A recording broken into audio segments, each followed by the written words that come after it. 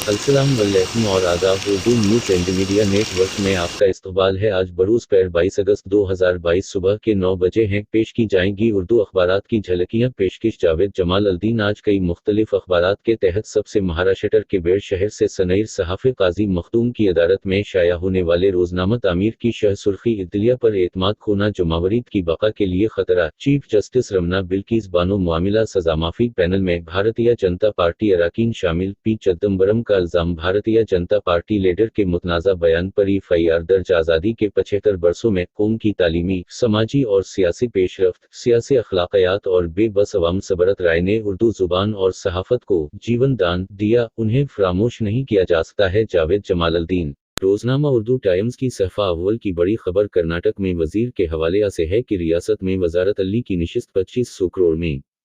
एक और अहम खबर, 5 मुसलमानों की लिंचिंग जैसे मुतनाज़ा बयान पर आईएफआई सरदर्ज। मेघालय के गोरनस्तिया पाल का सनसनीखेज बयान। वज़ीर-ए-आज़म मोदी को किसानों से कोई हमदर्द नहीं, मुझे जुबान बंदी के लिए सदर के अहदा की पेशकश की गई। क्या मोदी के लिए खतरा है? नितिन गडकरी इसीलिए पार्लिमानी बोर्ड से खारिज। हरदोई के बरहमन नकल मुकानी पर मजबूर। ठाकुर तबका से परेशान। महाराष्ट्र के मुतालिक खबर यह है का आज सुप्रीम कोर्ट में शिवसेना के बागी मेंबर ऑफ लेजिस्लेटिव असेंबली की समाअत। इकबाल कलिलसेकर अस्पताल दाखिल। मुस्लिम लड़कियों की सही तरबियत और दीनी तालीम दिलाना हर माँ बाप का फर्ज है। हाजी बशीर मोसी पटेल। इसराइली तालीमी नसाब में मनमानी तब्दीली। मुस्लिम तलबा के लिए स्कॉलरशिप स्कीम। अदालती सहफा। आजकल कालम फारूक अंसारी की तहरीर। 2024 के लोकसभा इलेक्शन के लिए भारतीय जनता पार्टी की बसात आज रही है। जश्न आज़ादी के मौके पर 2 वाक़यात से निया हिंदुस्तान बेनकाब। ख़ास मज़मून, हाय वो नग़मा जिसका मानी गाता जाए न रोता जाए। अदारिया मिल बैठे हैं 2 बहारी।